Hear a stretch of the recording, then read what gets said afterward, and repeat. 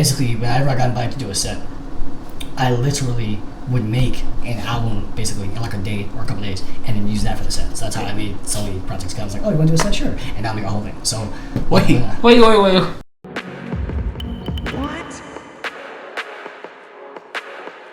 It's all in good fun because what's wrong with a little healthy competition, and everybody's been doing this for a while, so I have to give them their flowers. They've been putting in the effort, so 100%. And this is the moment for you to have Are you sure you don't want your mango juice? That's fine. Okay. I'll get it later, I promise. It's just focusing on this, that's all. Everyone again, ModomL in the spot. Are you from Georgia originally? No. Yeah, so I was actually born in Connecticut, and then we ended up moving down here when I was like 2. So I've been here ever since, but I don't sound like I'm from here. So usually whenever anybody talks to me, they'll say, "You're not from here, are you?" I'm like, no. I've been here long enough to be here, but no, I'm not from here. But it's just, you would think by now I would have probably picked up an accent or something. That never happened. So. Yeah, you said you came when you were 2? Hmm? You should have an accent. Yeah, it's crazy how I don't, but I think it's also because I talk really, really fast, and so I have to like articulate everything I say anyway, because if I like lose track, I'll start slurring my words, it gets really bad. So nowadays there's a lot more control than what it used to be. It used to be I was like this all the time, so it's slowed down significantly, but I still have moments where I talk fast. Okay, I fuck with it. That's one of the things I love about like you as a person, and I enjoy being around you. Is like this, like I said, this like tranquil vibe that you give. You talk really quick. You're very detail oriented, and you're like when you're like you say like, "No, I'm gonna do this." Like you do it. Like you're like, "No, I'm not. I don't need juice right now. I want to focus on this interview." I'm just sitting here like, but I just want to make sure you're taking. Okay, but it's good because people don't stand, like, some people like to be bashful, but that's not what you're coming off with. You're coming off on some real shit, and I fuck with that. Well, part of that is because most of the people that were around the Beat Battle, they've been doing it for years before I even came to anything like that. When I started, it was 2020, so I had literally just started. So from that point on, I had seen everybody else was doing, going to the cartridge sets, going to Auxilla, etc. I was like, okay, so these are the things that I need to be ready for, because these are the beats that are bringing. Like, when I go to In the Dark, for example, that's like, it's crazy because of just how much of a disparity there tends to be. So I was like, if I'm gonna get to that level, I need to be, like, if not better, I need to be able to just have something that stands out from everybody else. That's what they're making. Now, with the Toonami album, that was more of a personal project. So that was more so like, I've always loved Toonami, I've always watched Toonami, I've watched it for a long time, so I wanted to make a project around it. Now the first time I did that, it was 3 days. So I made the whole album in 3 days. And I was not working, so I literally just had 3 full days to work on it. And I have to say could have been better, but that's fine. It's a solid fucking album. Well, the second one is the one I like the most because that took 2 weeks, and the story behind that, so I had a job, I started working, and I was like, okay, I gotta focus on work, so I didn't make any music for 35 days. And I actually kept track. It was like, well, yeah, it's been 35 days. Okay, that's bad. So I didn't make music for 35 days. And when I finally got everything squared away and I was ready to go for work, what happened was I was like, okay, I have not made music in 35 days. I'm about to lose my mind. So let me go ahead and start working on this Toonami album. And what happened was I started within the first week. I had 12 songs done. Damn. I was and by the time I went to Cartridge when they were at Georgia Beer Garden, I was like playing what I had here and there. But then after that, I was like, okay, so now, because the way it works is whenever I make an album or I'm working on a project, it's usually based around a theme. So I'll have a theme that's based around, and then I'll like get the samples first, figure out what goes where, make the beat, get all that ready to go, mix all that, and then what happens is after I'm done with all the beats, then I'll listen to it and figure out what I want the track order to be. So with the Toonami album, the first week was 12 songs, and then within the first 2 days, I finished the remaining part of the album. So like it was really a week in like a day. But one day I made 10 songs, and I was so exhausted. Then I got burnt out. So I was like, it was a point where I was like, it had to be 2-3 in the morning, and I worked on the last song, and I was like, I want to make one more. I was like, no, my eyes are literally starting to shut by themselves. Let me just go ahead and stop now. I'm gonna do that later. So then after I was doing all that, I went ahead and worked on getting the track list in order. I was like, okay, well, I want to go here, here, here, and here. So for the first album, it had more songs than promos. So I put, it was like 3 or 4 songs, promo, 3 or 4 songs, promo. But because of how I wanted the second album to be a little more accurate, I wanted to change up a bit. I had more promos, and then I had different elements. So the first song is drum and bass, and then we had regular hip hop, whatnot. Next song was drum and bass. At some point, I made breakcore by complete accident. I didn't know that was a thing until I made that. Oh, that's okay. So once that was done, I was like, okay, great. And so it has enough variety because Toonami is usually known for the drums. Like anytime you ever listen to anybody watch Toonami, the first thing you can hear are those drums. Solid drum and bass. So I was like, okay, I'll do all that. And then when it was done, I was like, great. And so that was like the one project where I was like, it's a personal favorite because this is like peak what I was going for in the first place. So now it's more like, because of the backlog of projects I have to finish. So I have 1, 2, 3. I have the Adult Swim album to work on now. Mm-hmm. I have the what was it?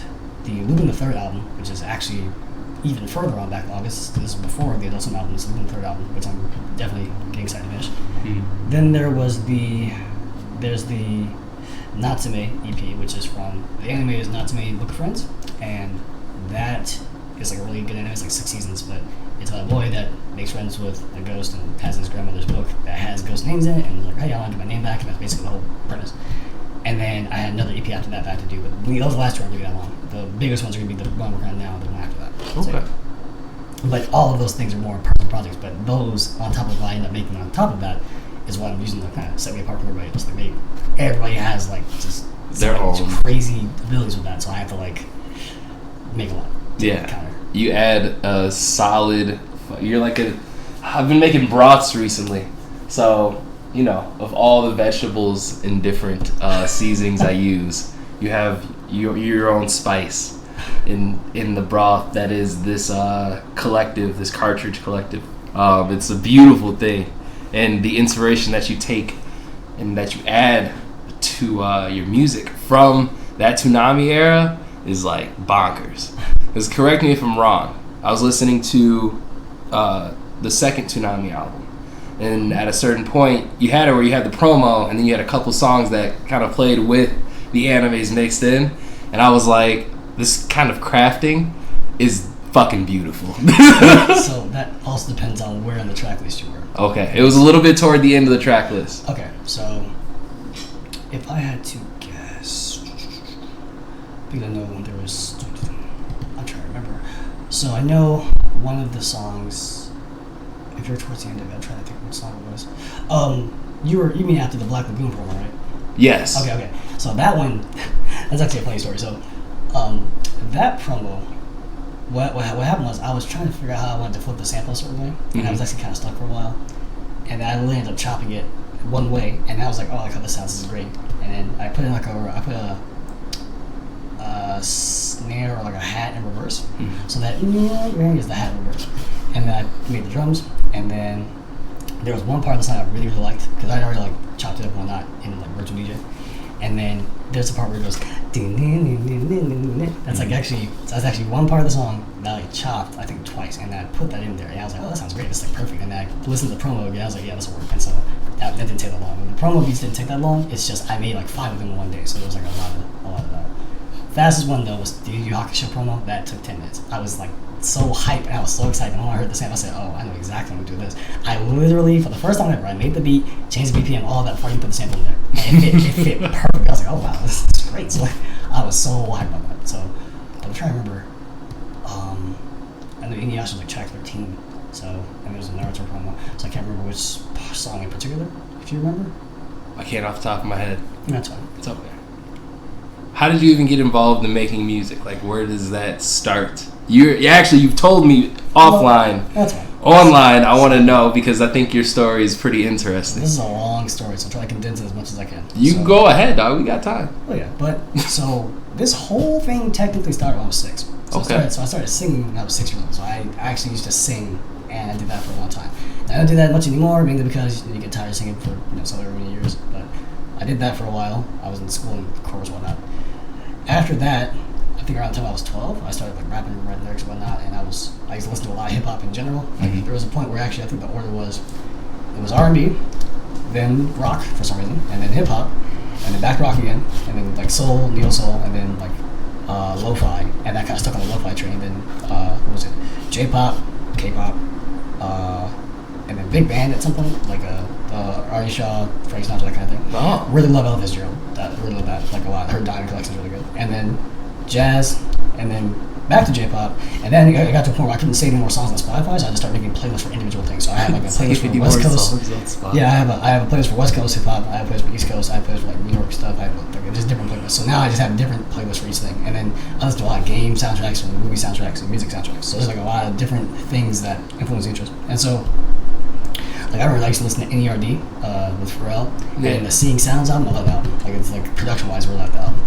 So when I started writing like, lyrics and whatnot, that was like middle school, high school, but I never really went anywhere. So I went to college, and I was like, I wanted to go to school as a backup, basically, because I wasn't really planning on going. I just wanted to like do music stuff, but I didn't know where to start. So what ended up happening was, after a certain point, I was like, you know what? There's plenty of rappers in the world, and all those. So I'd rather just get a degree, and at the very least, have a job so I can just take care of things outside of that. So I was like perfectly willing to like give these things up because I was like, it's fine if I don't do that because I want to have certain things. So then, what ended up happening was COVID. So got the job, got the degree, all that. I was working full time, had a job, and then COVID happened. I got laid off. And then at that point, I said, well, I did everything the right way I was supposed to, based on how I was raised, and I got laid off just because. And I was like, all right, well, I mean, okay, it's gonna be a while before I get a job again. So I was like, at this point, I might as well go into music because I did everything the way I was supposed to, and then I got right back in this position. So okay, might as well. So then, the first thing I did was I paid for FL, and I bought this 404 because I was that serious. I was like, you know what, I'm like really serious about this, and I finally have a chance to like do this, and now I know what I want to do. So I bought FL, and I bought this. And I started making music, and I think the first beat I ever made was terrible. The very first one I ever did, it was really, really bad. And I was trying to use MPC Essentials, and it did not work. And then I was still kind of new to FL, so I was like, let me wait a bit, learn a bit more. So I started to learn how to use FL, learn how to use the 404. This took 1 day, so I learned this in 1 day, and then other days I would just practice. And then I got this later slowly into that one. So then I started making albums here and there. I tried making beats on the 404, and then what happened was, that took forever. So I was like frustrated because it was like it took me like a few weeks to make like a 7-track. I was like, this is really ridiculous. So not to say that people don't prefer the process. Of course, I'm not knocking anybody that does it. It's just I could not function with that. So I was like, okay, I'll try something else. So Funk Shu, he put me on the virtual DJ. I said, okay, I'll check that out. And this is around the same time I got introduced to everybody to cartridge because he was doing Funk Shu was doing a set. And he's like, hey, you want to come through? I said, sure, I appreciate it. I'll go through. And that's where I met literally everybody else. So everybody I know now, I met through that event. So I was like, oh, that's crazy. And so, like Hunter, as well, all of them, I met them at that event. I was like, oh, wow. So, yeah, it's crazy to think about because of that. So, were they a Wonder Kid then? Yes. Okay. But, like, Function occasionally would do a Wonder Kid, but usually Francois, Hunter, like, they were all usually there. And that's when I got invited to go do a set there. I actually was not initially thinking of doing one, but I brought my gear just in case. Because I was like, let me just be prepared anyway. Just, you never know, I might have a chance. And that's literally what happened. So then, what ended up happening was after I made like the first Tsunami album, after I did like a couple of projects after that, I got used to using FL, but I couldn't figure out the BPM and shit. I ended up basically whenever I got invited to do a set, I literally would make an album basically in like a day or a couple of days and then use that for the set. So that's how I made so many projects. I was like, oh, you want to do a set? Sure. And now I make a whole thing. So wait. Yeah. So you made the albums like one because you wanted to make music, but also to help until you had a set to. God damn. So whenever I was asked to do a live set, I would really make a whole new project. So I did try something new because I didn't want anybody to hear something I already made. Yeah. And that was kind of like more of a perfectionist kind of thing. Like I didn't want to, because at first I already knows my music and some may have not heard it, but I was like, well, just in case, I had something else. So every time I came to do a set, it was always something new. Every time. So like, now, with that being said though, the last time I did a set, before there was like a significant period of time, like a hiatus, so right around the time they had Auxiliary, it was the last time Controller Eyes was open before they closed indefinite hiatus due to the whole COVID thing. So at that time, I had basically barely gotten in because I was like, oh, I might as well go now. Let me see if it's still open. I literally managed to get that. I was like, great. And they're like, you can come to Auxiliary? I said, sure. So I had like 4 or 5 beats ready for an EP I was working on. And I was like, sure, I'll just work on that and do some of that. And then I also had some of my older stuff. Like I usually have basically like most, if not all of my older songs are on this one. And then some of the newer stuff is on this one. So I usually have it organized because it's like this whole thing is filled up. So I did an Auxiliary set. That was with Freswell was hosting it. And that's when I actually met Ace Will also, which I remember that too. And then what happened was, after that, Hunter was like, hey, you want to do a set on Wednesday? I said, sure. And so within 2 days, I finished the rest of the album. So I was like, 4 tracks were done, and I finished the other 6 before I had to go do the set. And then, yeah. And I hope I didn't do that. So, like, I literally was kind of like, oh, yeah, I just did this in like 2 or 3 days, and that was it. But it sounds like really good. But there was one, it was the Nightlife EP, that was one I did. But there was one sample on there that I really, really liked because so what happened was I used to experiment a lot. So whenever I have a track, I'll usually listen to it and I'll say, okay, what goes well with this? So that's only happened maybe like 4 or 5 times. But this one in particular, I said, you know what goes really great with this? The bass line from Samurai Champloo. So I took that bass line and I put that underneath it. The sample, I only had changed the pitch once, but it like perfectly like went together. So literally the whole thing sounds like Samurai Champloo, but it's not. So like that was really cool. So I like that part. The beginning credits song. And so, yeah, after that, it was just a matter of, okay, well, I have certain projects I want to do, and then when something significant happens, I either make an album around that or just make an album around whatever. And then there were certain days I was making a random album just because, just try to keep it fresh, like once again. So, yeah, it's and then what happened was now, because of all the people I met now, it's more like now what's keeping that going is like, okay, let me see if I can mix up a little bit, make something different. And so when I made the most recent EP I did, it was I'm laughing and I'm smiling so hard because as you talk, like McPanther saying, it's like all the music science, like all the things. So, but you're like, to me, you are like a samurai blacksmith who makes swords just to go fight other people. I wouldn't say that entirely, but more so it's like I do like a challenge, so I want to challenge myself. And I do like to see if I can make certain things a certain way. And then, of course, branching out is always good because you don't want to make the same thing forever. That doesn't mean you're going to go back to you're not going to go back to what you made before. But I also did mix it up. Like I said, that was the first time I ever made drum and bass was on that album. I'd never done that before. I said, I'll give it a shot. So I listened to I think drum and bass for like 2 hours, and then I kind of figured out where the drums were around that, and then I did a little bit more research. Drum and bass used around 140, 160. Usually, though, people stay around 140, 145 range. I usually had it at 150, 160 because I like it to be a little faster. Drums are usually heavy on snares, and then hats, and then the occasional kick, and then that varies depending on what you're trying to make. And then, of course, the long tones are what kind of sell that. So everybody's trying to be more comp in that than anything else. So,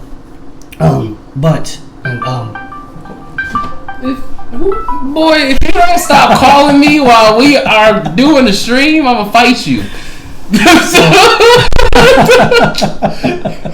He's in the chat. What are you doing? I'll fight you. So, but the most recent album I did, I actually tried something new. So, my biggest problem was, splicing the samples a certain way, getting a lot more control with how you mess with the sample. So, virtual DJ is great, but not really. And so it depends on how you're trying to get the sample. If you're trying to get vocals out, you're still gonna hear them somewhere in the background. So, every album before this one, virtual DJ, every one. So yeah, I got lucky with some of the samples and the varies. But the new method I have now gives me a lot more creative control. What's that method? So can't give all the secrets away. Okay, I'm sorry. But I will say, Chef.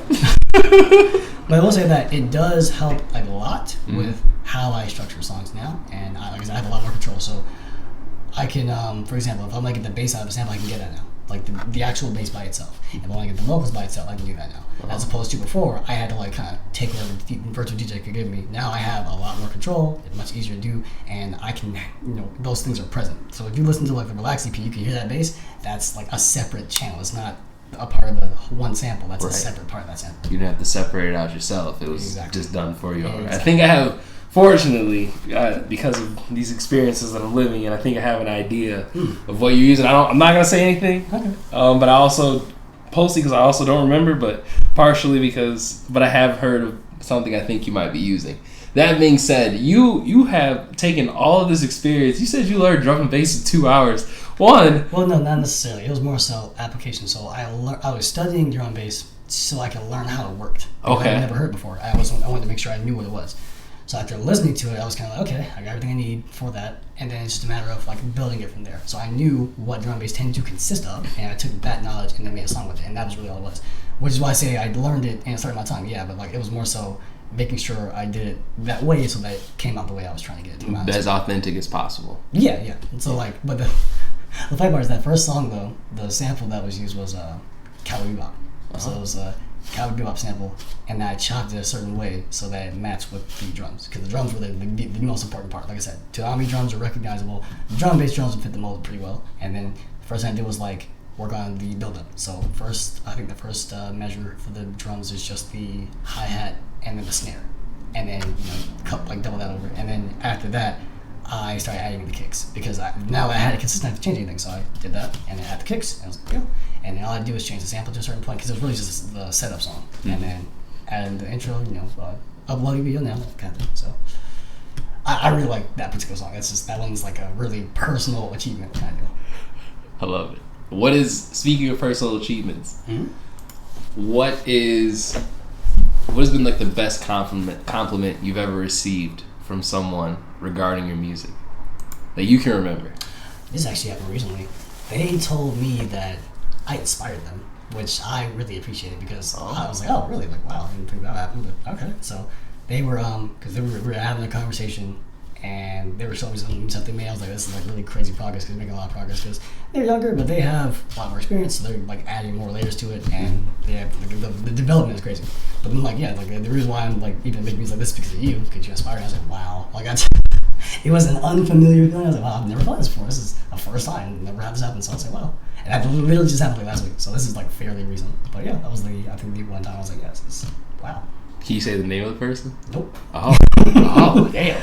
God damn. It was just, and those kinds of things I just try to keep private. Not because they aren't cool or anything like that. It's just one of those things. Yeah, it's just a private to something that's close to you. Yep. I respect that.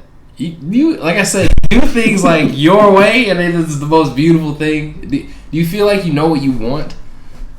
In terms of what? My first mind is in life. Oh, okay. But however, I mean that's a good question because when it comes to you creating projects, like you said, you like to have a theme. Yeah, usually I'm really good. You tend to stay on track. It sounds like you really know what you want when you're doing anything you're doing. Is that fair to say? Have and have, it depends. So when I'm making an album that I have a theme in mind, yes. So I can actually pull several names of albums I've made that are based around a specific theme, and then that theme's within a theme, like a pocket universe of themes at this point. So like when I did the Office Hours EP, the album was actually about me getting a job. That was what it was about. So I just got a job and I made an album about it. But what I wanted to try different was because this is around the summertime. I used only Bossa Nova samples and only Bossa Nova drums. So it gives you that calm, peaceful vibe when you don't want to be at work. So that was kind of the whole goal. So there's one particular song I really, really liked on that one, which was Company Picnic is what I called it. And like the sample was really good, and the drums really helped a lot just to kind of give up that theme. And then of course the last song was Weekends, which is like when you got to work, you want to go to the weekends. I think there's actually like 7 songs on there, so that's crazy. I didn't think about that. It's like 7 tracks. But it was based around those things. So the first job is me literally getting up to either go to work or go to an interview. Like I even have an audio of me yawning to like further sell that. And then I put like the ISO on it, the filter on it, because it gives you the idea that you're sleeping, and then the alarm clock wakes you up. Now, I was going to try to have that throughout the album, but I was like, that might just take too much work, so it's fine. And so the music is supposed to convey a certain feeling, which is, this is how I feel when I'm going to an interview, which is you feel uncertain or nervous, or this is another slosh, or going through the motions, that kind of thing. And that goes on like every song, basically. So as far as what I want out of life, not much, to be honest. I personally don't have like a huge aspirations. Like making music was kind of the biggest thing, which I'm doing now. But aside from that, just making sure I keep the lights on and making sure I keep my job, and that's really about it. You living the dream then?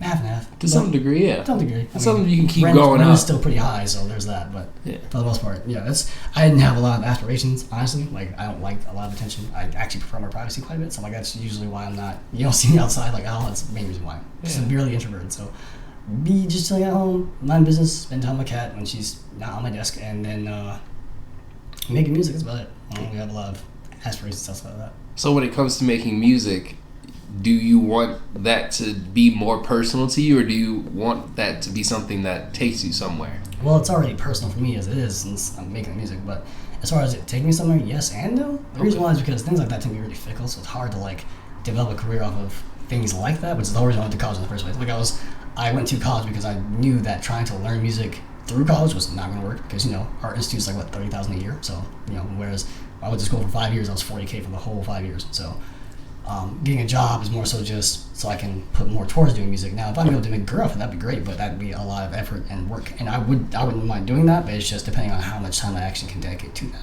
So right now, I'm slowly developing those things. So I'm trying to like get into streaming again, making more music, so I can put out more music, that kind of thing. But it's more so just a slow process. And I did just start. I keep forgetting that too. Like I just started, so it's like it's only been 2 years. It'll be 3 years in August. So I'm like essentially brand new to this whole thing. So right now though, because I'm still just starting, I don't think I'm ready for that next step yet. But if I get to that point, then yeah, that'd be great. But as of now, not yet. This is like it's funny because the quality of your music compared to how you're talking about what you want to continue to do in it, or where you're like going to, it's like you're like startup modem. It's like startup business modem right now. He's in his like 3 to 5 year, like 5-7 year period as a startup, getting into music, like now he's gonna start doing Twitch, and then, but it's one of those things where I can see you being particularly successful in whatever endeavor you seek because of the quality of your sound from how many years you've been doing it. Like 3 years, going on 3 years is not that long. It's a really short amount of time in the grand scheme of things. And then 2 is just like how you think. Like I'm kind of like pick. Obviously, I'm not in your head, right? But like I get a sense. I'm like, okay, this dude really about to kill this shit. He's not gonna go into this on some like half-ass like punk shit. He gonna go in here to kill. What would you say, like the younger Modem? If you were to look back, like what would a younger Modem not believe about older Modem, like current Modem? That we would ever get to this point in the first place with either music or just our well-being in general. That's a genuine surprise. So more so though, when I was younger, I wanted to make music, but I never knew how. So I never knew like where to go or what to start to have that kind of chance to do that. So I could not have believed when I was a kid that I would be doing this at all. Like that was a huge surprise when I had that revelation. I was like, wow, I can do this now. And it's like, oh, I'm actually doing these things. It's a genuine surprise. Wow. So then, like, if you could go back and tell your younger self something to watch out for, what would it be? Like in general? Just like in general, in making music, like... I would have told my younger self, as well as possible, to stay focused on what you want to do. No need for detours or sidetracks. Interesting. You keep a private... You got a private vibe. Like, I don't want to... The short version, the very, very short version is distractions are many and numerous and come in many different forms. And staying focused, I have had a history of issues with focus. So staying focused more so pursuing something that you want to do early. Because a lot of times, when people get older, they do think that the opportunity is lost on them because of it. I more so think it's just when you're younger, at one point you're a kid, but when you get older, sometimes you know what you want, sometimes you're not so sure. So it depends. In my case, I've always wanted to do music ever since I was a kid. Like it was the one thing more than anything else I wanted to do. And there was a long list of things I wanted to do. But at the very top of that was music. So staying focused in terms of, no matter what's going on around you or what's happening, this is the one thing that you want to focus on because this is the one thing that you genuinely want to put all of your effort into, which can be hard to do if you're not really that interested in it. So that's the only thing. I would stay focused on this thing. No matter what happens, this is important. Plant that seed early. If you can speak to it generally, what are some of the distractions you encountered? That you would, think, you look back now, you're like, I wish I would have not. Can't say. Okay. It's okay. Can't say. It's okay, man. I'm here for it. I love it though, cause like I don't know. You have sometimes, I don't know if you've ever. I don't get the sense that you would feel this way, but like you talk to someone, you kind of want to know a bit more about them. Oh yeah. But they're just kind of like no, and it's like, oh, but why? I don't feel that. I don't feel like the why. I'm like. Nah, like I respect that shit. Yeah, you'll just want to take my word for it. Yeah, I do. I do just want to take your word for it. You got tattoos. I imagine there was some gangster shit going on in your life at one point or another. No. So the tattoos are actually even more personal than what we just talked about. So okay. So to give you context, I can't give you a lot, but basically, significant event happened in 2020, and for me, I was never one to get tattoos. My sisters had tattoos, my mom had tattoos, but I had never gotten one. And I wanted to wait because things like that, they're really important, and so you're going to be careful what you put on your body. So for me, I was like, I would be really careful and make a really significant decision before I do that. Because for me, this is, again, theming. This is the biggest thing. The key word for me is going to be theming. There's a theme around all these things.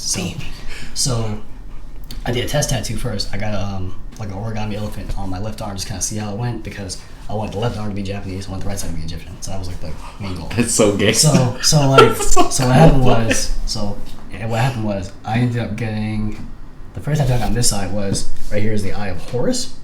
So Eye of Horus is what strength, vitality, protection, wisdom, all that.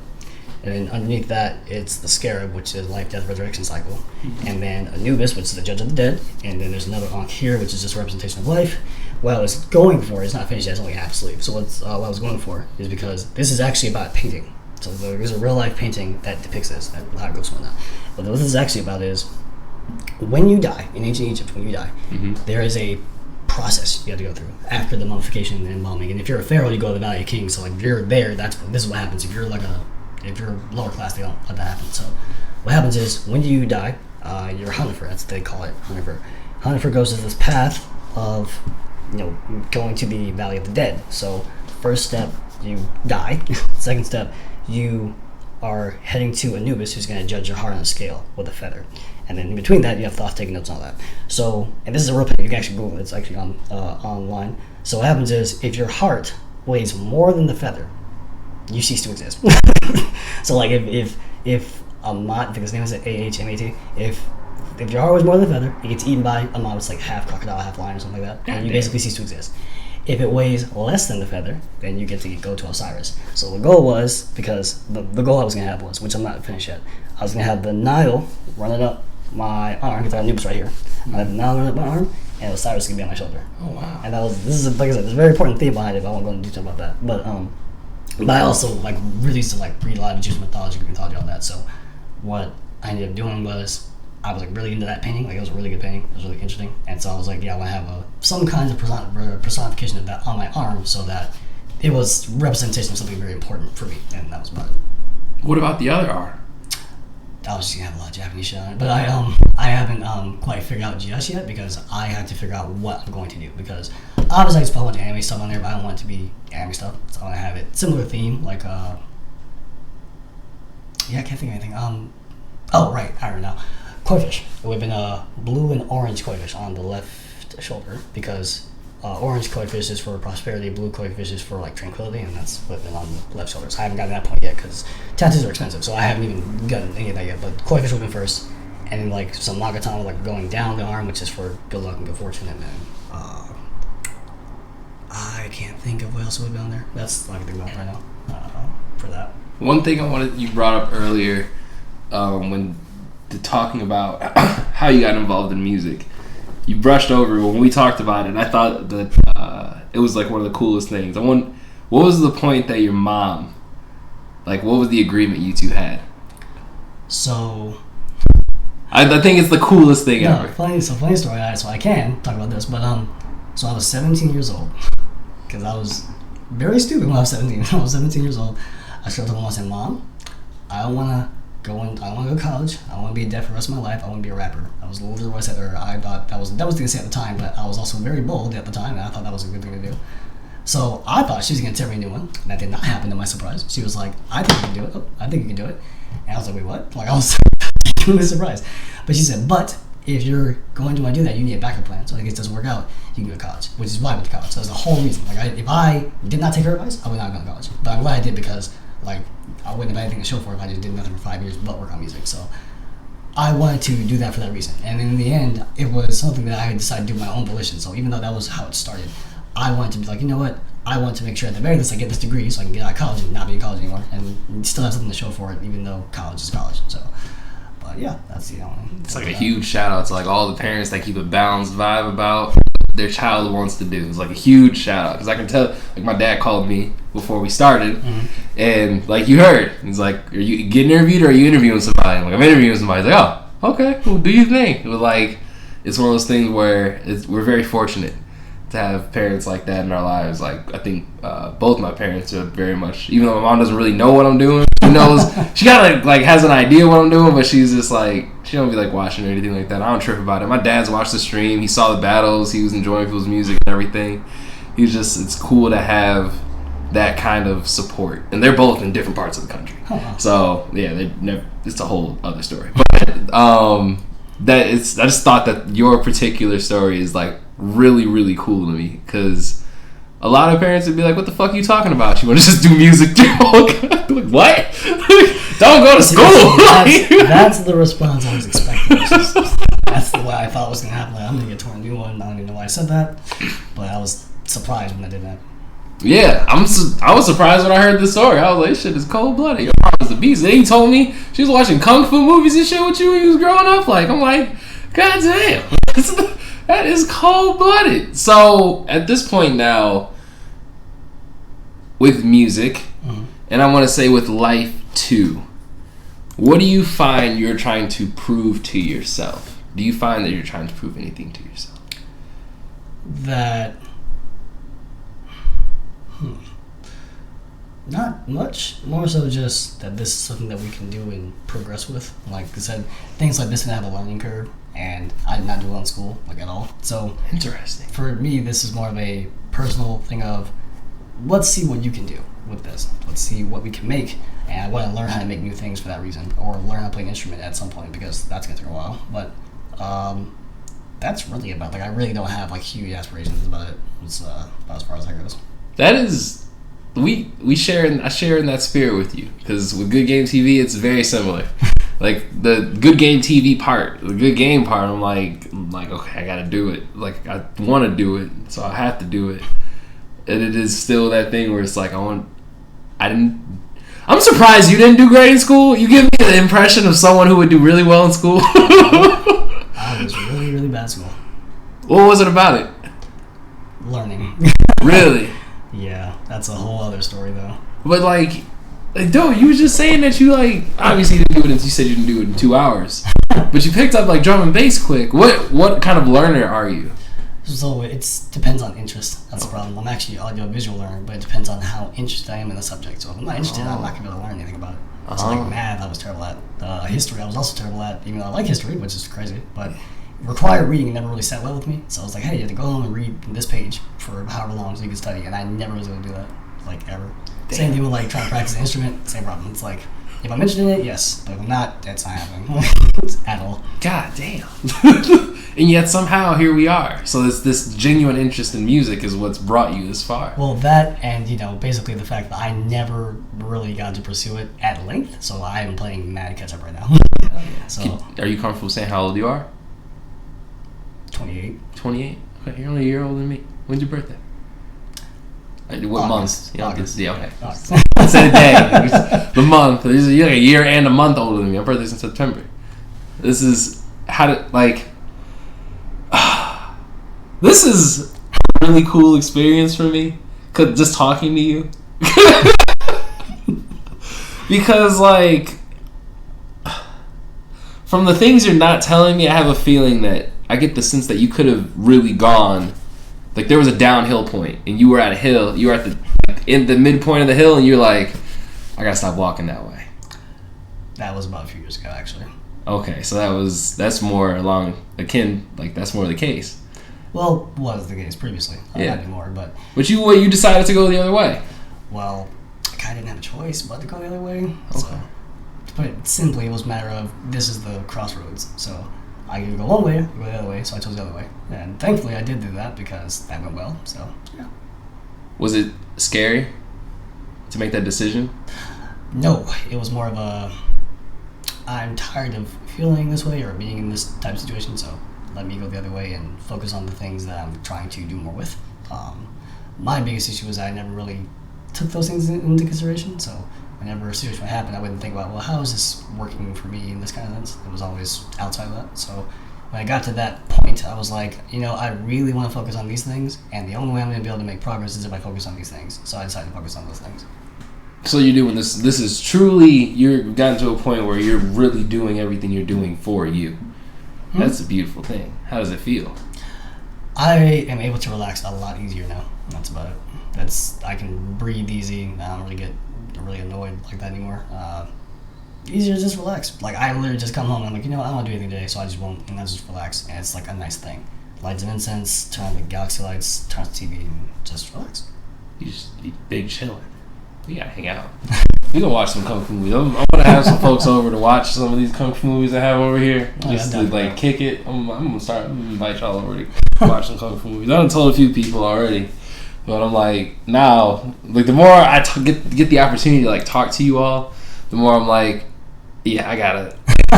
If I don't, I'm doing myself a disservice because there are just so many cool people who are willing to just hang out for one, and then two, like. Got so many kung fu movies, and everyone rocks that. You know how long it took me to find, like, friends who wouldn't, like, fuck with me over my interests? A long time! My guess was, 10 years? A you know what? I wouldn't say 10 years. I'll say it this way. Growing up in Detroit, Oh wow. it wasn't initially easy. Like, I had close family, you know, they're my called friends, but like I call it, they're family to me because I've known them for so long. Mm-hmm. We, you know, everyone liked anime, we all like to fight and shit like that. It's a little bit different. But like, you know, I don't know if you grew up that whole experience, had the experience of like kids calling you like the white black kid. Oh shit. Well, because of how I talk, yes. That's the same thing. Yeah. The exact same shit. Because how I talk, interests, things of that nature. For that to stop, it really honestly wasn't until I got to college, and then it really stopped when I came out here. It hasn't happened since I came out here. Like, at all. Well, the first part doesn't happen. I still get told I'm not from here because of how I talk. So that still happens, but that's expected. Yeah. We're from the north. In spirit. We're northern. We're true northerners, y'all. True northern. I'm a Midwesterner. You are eastern. Yeah, northeast. Northeast. Ooh. That's Connecticut. That's not too far from New York. It's close to the boroughs. It's actually, I think it's like a very specific highway that goes into New York. Mm-hmm. Yeah. I'm fucking it. Okay. Let's keep it pushing. So sometimes I talk longer than I intend to. Mm-hmm. We haven't done that here. And it's not even just that, but like, you've shared so much about yourself in this like period of time. I almost feel like I want to know even more. But it's also the things that I don't know that you won't tell me. So I know it's my desire to like just know, it's the anticipation. It's the anticipation. It is, and it's real out here. But that's okay. I'm going to very quickly, you all. I'm gonna change these screens real quick, so you all are gonna see some fighting game clips while I move this camera down here, because it is time for us to fucking vibe out.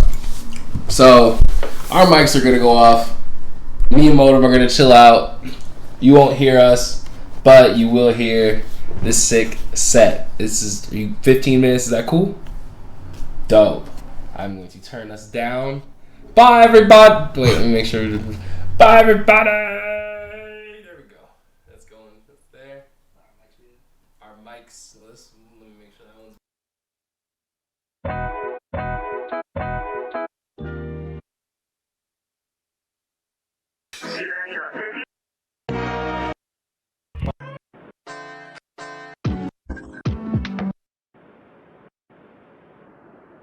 You know Yusuke? Altogether, I'd say it was worth it. Oh, shut up. Don't worry about me, I'm okay. All I'm saying is that you could have at least dropped by a room or something. It's not like we're on a stupid field trip with chaperones. Maybe I didn't want to interrupt. You seem to be having plenty of fun with those demons. What?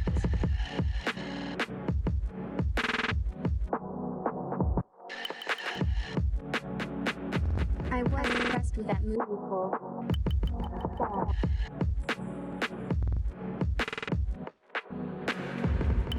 What?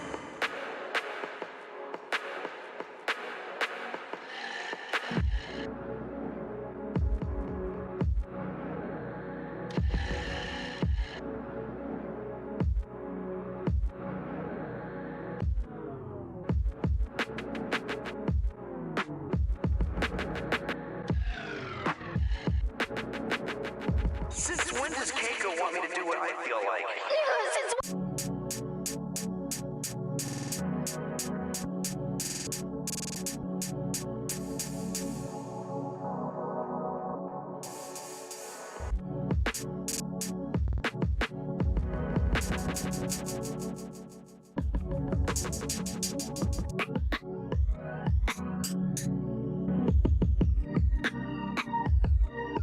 It's alright, you guys.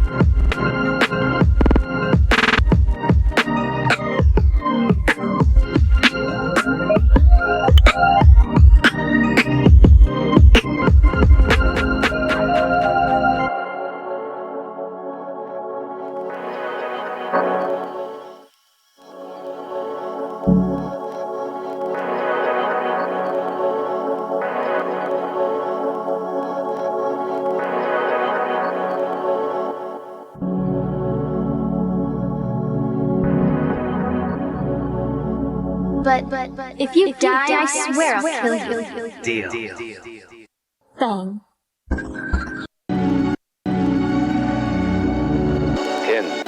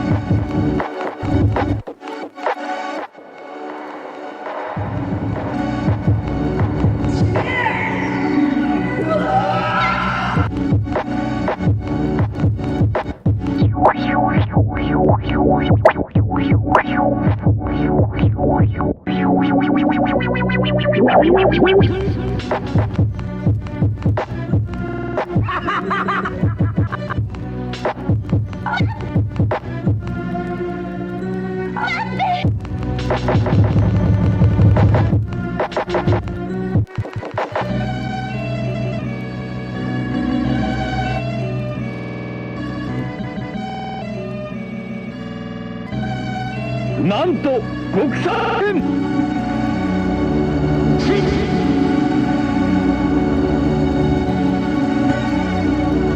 それならば力で奪うだけだ。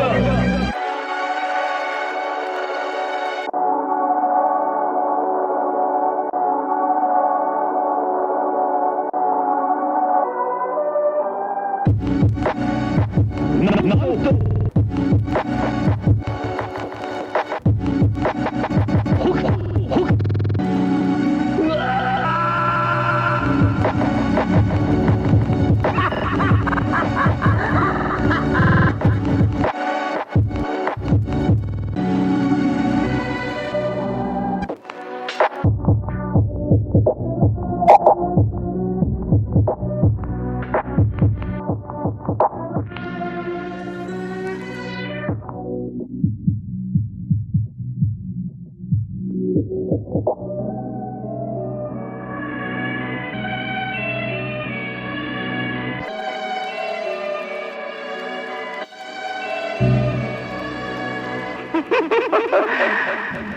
女の心変わりは恐ろしいの。What's wrong?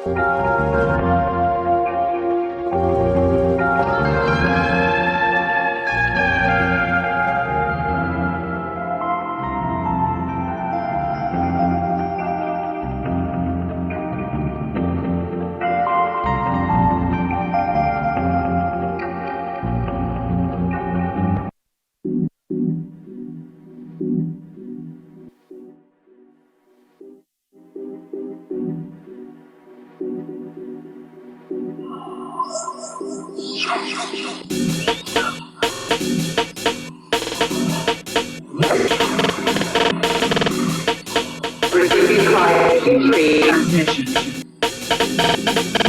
Uploading video for broadcast.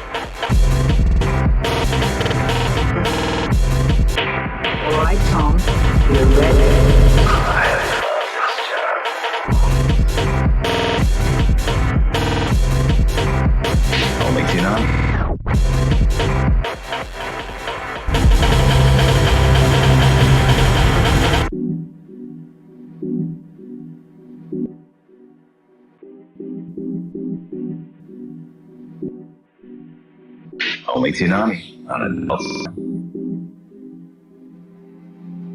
This used to be where people lived and worked, up until 40 years ago, right? What do you think happened to all of them? They encountered the end of the world. You might call it a cataclysm. But it's not the end. We carry on. We're still alive. Just not concerned about appearances.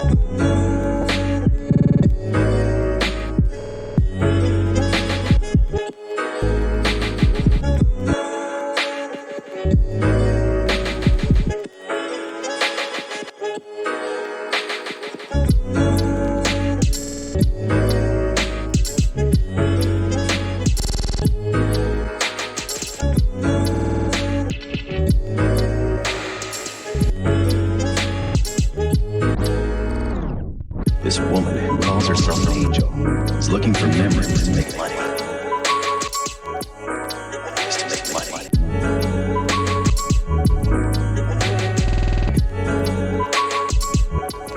Is to make money.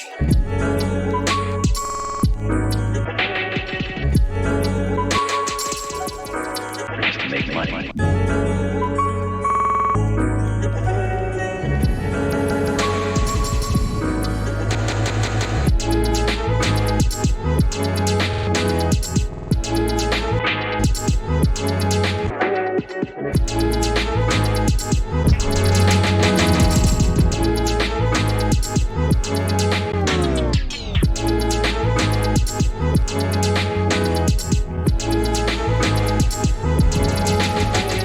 People like us who have lost the memory of the past, do these memories have any value or any meaning? Are they worth the time and time spent at all? Do you think it's possible that maybe living is not caring about appearances? So you can see sweet things, can't you?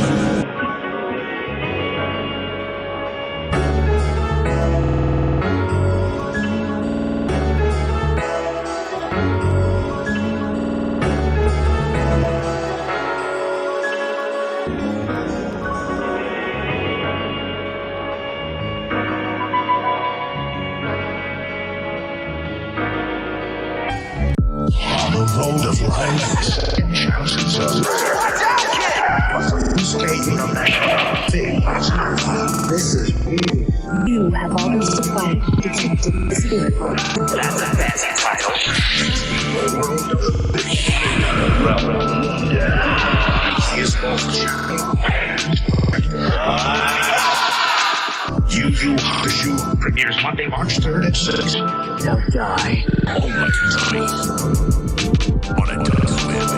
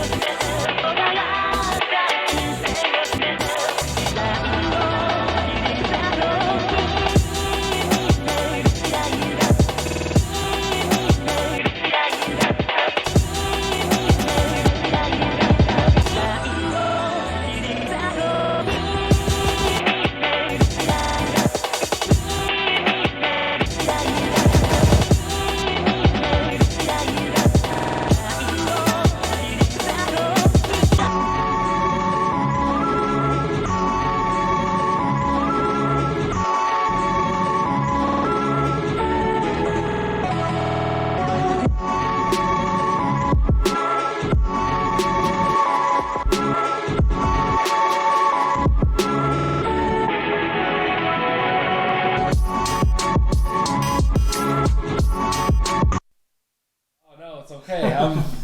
Oh my God! Oh, there we go. That's what happens. The feedback loop. Oh my glob. Oh my Lord! Y'all don't even know. Okay. Oh, hold on. Give me 1 second. Let me catch my breath. Oh man. It's the ease. There's a deep ease that comes from listening to what you've just produced and what you've just shown to us. Talk about proving yourself. Oh my gosh. Look, man, you ask me. I know what you know. As a warrior, you gotta go your own way. Do your own thing. I get it. I understand. At the same time, you are extremely fucking talented. Like, extremely, extremely talented. Did this go up? Oh, you just don't know. Oh, okay. I'm like, what happened? That was me. Oh, thank you. Oh my gosh. No problem.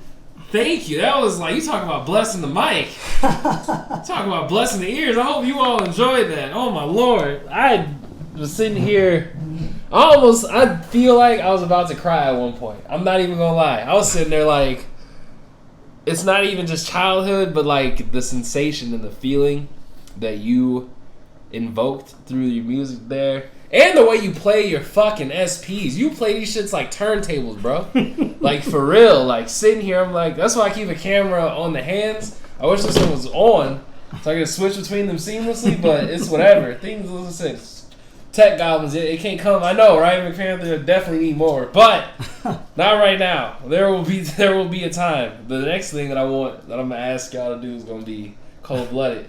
I hope it's gonna be something. But yes, beautiful transitions, fucking beautiful fucking sounds. The use of the fucking promos in those moments every time Tom, and I forget what the AI's name is off the top of my head. When I started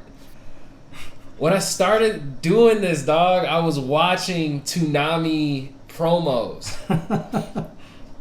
That was what the 24-hour live channel was supposed to really be.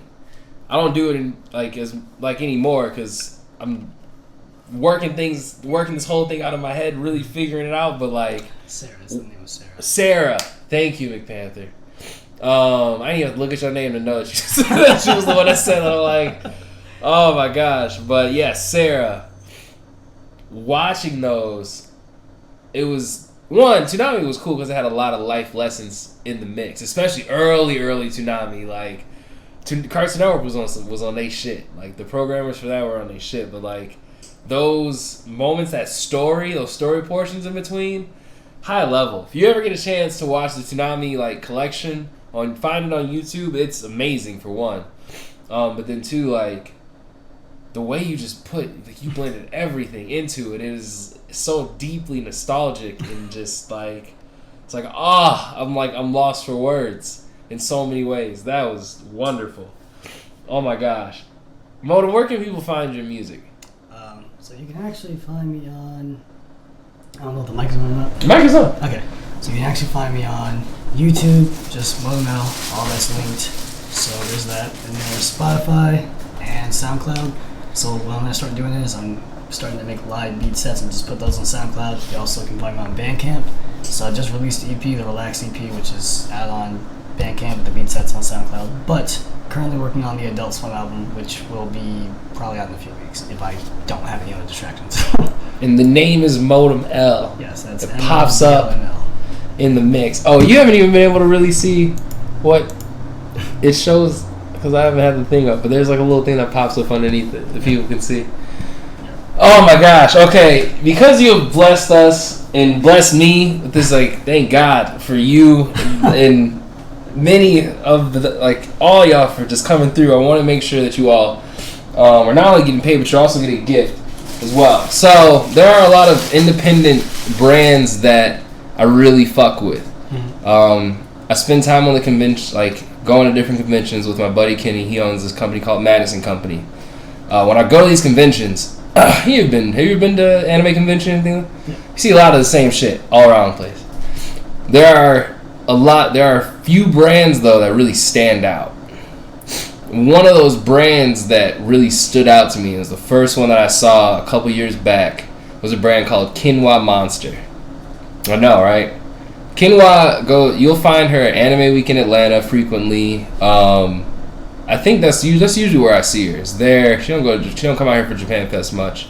She got a squad that rolls deep, and they're like super dope. So for you said you were a large, right? I got you a shirt. You can open it up. Feel free. There you go. That's for you. It's their Croc shirt. It's a black shirt with the gold trim on the top, a little yellow trim. Go ahead, open it up. You can open it up. There you go. Look at that. There you go.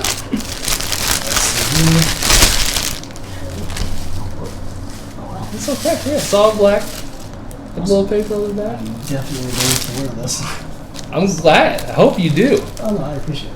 Most definitely. I appreciate you. No, the reason why I wanted to keep it in the packaging is I had to fold it. Oh, it's okay. You can put it in your bag. I can fold it up. I used to work in retail. Oh no, so did I. But I'll just put it in my bag. Quinoa Monster was really really cool to me. Her designs were really dope. They have a really solid collection in general. They have like a matcha collection out right now. It's sweet. The main part of why I'm doing what I'm doing with GudGameTV, I realize over the years now especially, is because one, I really like fighting games. I'm not doing as much fighting game stuff yet, but that's because I'm getting into the year. But there's shit coming. I want to start running tournaments for certain games, but that'll come up later. But also, the other side was providing a platform to people who don't normally have one. Like they're really always cool. All these other brands that are all anime brands, and it's all the same shit, and it's all inspired by Naruto or some kind of shit like that. And I'm not knocking them. However, when I see original style and when I hear original sounds, and this is where the music comes in. When I hear the original sounds, going to Auxilla and being controllerized and cartridge was like, wow, because it's like, yo, these people are cold-blooded. Like, how do you fucking, like, why does no one else know about this? So that's why I post as much as I do all the shit that I'm doing right now. But there's more to come. Thank you so much. I am like so at ease. Well, not a problem. I appreciate it, and thank you for giving me the opportunity. Most definitely. How late are you willing to stay out? I mean, I'm off today, so. Oh, you're off tomorrow too? Yeah. Oh, okay. You wanna watch a movie? Sure. All right, guys, we're gonna end the stream. We're gonna watch a couple movies.